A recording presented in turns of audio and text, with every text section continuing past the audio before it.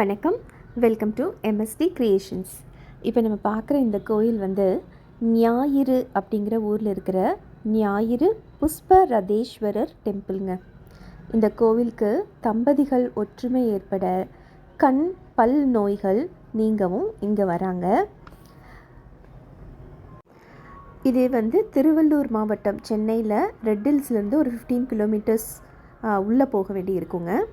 ரொம்ப ஈஸியாகவே நீங்கள் மேப் போட்டிங்கன்னா அழகாக இந்த கோவிலுக்கு போய் சேர்ந்துடலாம். நம்ம சூரிய பகவானே இந்த கோவிலில் சிவனை வழிபட்டிருக்காருங்க. அதனால தான் இங்கே புஷ்பரதேஸ்வரர் அப்படின்னு சொல்கிறாங்க. இதுக்கு ஒரு ஹிஸ்ட்ரி இருக்குது. அது என்னங்கிறத இப்போ பார்க்கலாம். தேவலோக சிற்பி வந்து விஸ்வகர்மா, அது நம்மளுக்கு தெரிஞ்சது தான். அவருடைய மகள் பேர் சமுங்யா அப்படிங்கிறவங்க. சமுங்யா வந்து சூரியன் திருமணம் செய்து கொள்கிறாரு. அவளுக்கு சூரியனோட அந்த தகிப்பு, அந்த வெப்பம் தாங்க முடியாமல் தன்னுடைய உருவத்தை, நிழலாக இருக்கிற அந்த உருவத்தை சூரியன் கட்டியே விட்டுட்டு அவள் வந்து போயிடுறா. ஸோ கணவன் மனைவி பிரிந்து இருக்காங்க. இதை உணர்ந்த சூரியன் என்ன பண்ணுறாரு, மறுபடியும் மனைவியுடன் சேர்ந்து வாழ்கிறதுக்காக இங்கே வந்து சிவனை வழிபட ஆரம்பிக்கிறாரு. அதுவும் சிவன் அவருக்கு எப்படி தெரிஞ்சுது அப்படின்னா, வானத்தில் ஒரு ஜோதி தெரிஞ்சிருக்குங்க. அந்த ஜோதியவே அந்த சூரியன் பகவான் ஃபாலோ பண்ணிட்டு போகிறப்போ ஒரு குளம், தடாகத்தில் ஒரு தாமரை மலருக்குள்ளே அந்த ஜோதி ஐக்கியமாயிருக்கு. அப்போ தான் உணர்றாரு, சிவன் தான் அந்த ஜோதி ரூபமாக தோன்றி அந்த தாமரை மலருக்குள்ளே இருக்கிறாரு அப்படின்ட்டு. அதனால தான் இது புஷ்பரதேஸ்வரர் அப்படிங்கிற பேரோட இங்கே சிவபகவான் இருக்கிறாருங்க.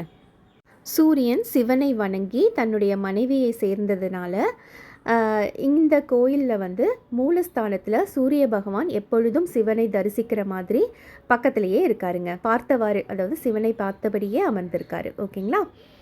இந்த கோவிலை கட்டினது ஒரு சோழ மன்னர். இது 1500 வருடம் பழமையான ஒரு கோவிலுங்க. சோழ மன்னன் ஒருவன் தன்னுடைய குதிரையில் அந்த தாமரை தடாகத்தின் அருகில் வரப்போ ஒரு மலர் மட்டும் ரொம்ப மினுமினுப்பாக தெரிஞ்சிருக்கு. ஸோ அந்த தாமரை மலரை பறிக்க முயற்சி செய்கிறப்போ அந்த சோழ மன்னனுடைய கண்கள் போயிடுதுங்க. கண்களில் பார்வை திறன் போயிடுது. அப்புறம் தான் உணர்றாரு, ஓ இது வந்து சிவன் தான் அங்கே இருக்காரு அப்படின்னு சொல்லி உணர்ந்து சிவனை வணங்கி மறுபடியும் தன்னுடைய பார்வையை அவர் பெற்றிருக்காரு. அதனால் இந்த ஸ்தலத்தில் வரவங்களுக்கு கண்ணோய் முதலியவை நீங்கும்னு சொல்கிறாங்க.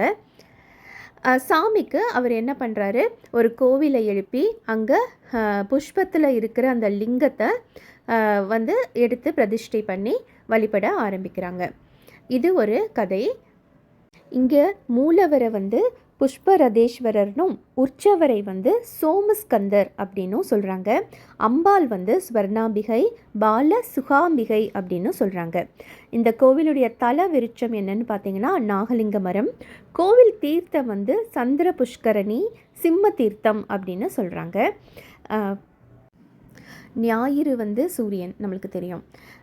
தாமரை மலர் வந்து சூரியனை பார்த்தா மலரும். ஆனால் இங்கே சூரியனே வந்து தாமரை மலரில் இருக்கிற சிவலிங்கத்தை பார்க்குறாரு. அதுதான் இங்கே விசேஷம்.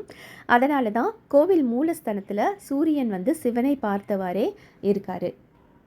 சித்திரை மாதத்தில் பிறப்பில் ஃபஸ்ட்டு 7 days வந்து சூரிய ஒளி வந்து இந்த புஷ்பரதேஸ்வரர் ஸ்வர்ணாம்பிகை அம்மன் மீது படுறதுனால சூரிய ஒளி டைரெக்டாக அவங்க மேலே விழுங்க. அதனால் அந்த தினத்தில் உச்சிகால பூஜை இங்கே செய்கிறது இல்லை. சைவ சமய நால்வரில் ஒருவரான சுந்தரரின் மனைவி சங்கிலி நாச்சியார் இங்கே பிறந்தவர். அவருக்கு ஒரு சிலை இங்கே இருக்குது. தை பொங்கல் அன்னைக்கு சூரியனுக்கும் சிவனுக்கும் இங்கே சிறப்பு பூஜை நடக்குதுங்க. சூரிய பகவானே இங்கே இருக்கிறதுனால மற்ற நவ கிரகங்களுக்கு, மற்ற 8 கிரகங்களுக்கு இங்கே வந்து சிலைகள் இல்லை, சந்நிதி இல்லை. கண்வ மகரிஷிக்கு இங்கே ஒரு சிலை இருக்குது. பல்லவ விநாயகர் இந்த கோவிலில் இருக்கார். அவரை வழிபட்டால் பொருளாசை பதவி ஆசை ஏற்படாது. ஏன்னா அவர் கிரீடம் இல்லாமல் இந்த விநாயகரை நம்ம இங்கே பார்க்க முடியும்.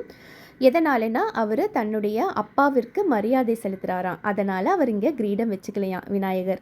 ஓகேவா? உங்களுக்கு இந்த வீடியோ பிடிச்சிருந்ததுன்னா please like, share and subscribe to my channel MST creations. பொறுமையாக இந்த வீடியோ பார்த்ததுக்கு நன்றிங்க. நீங்களும் இந்த கோவிலை தவறாமல் விசிட் பண்ணுங்கள். ரொம்ப அருமையான கோயில் இது.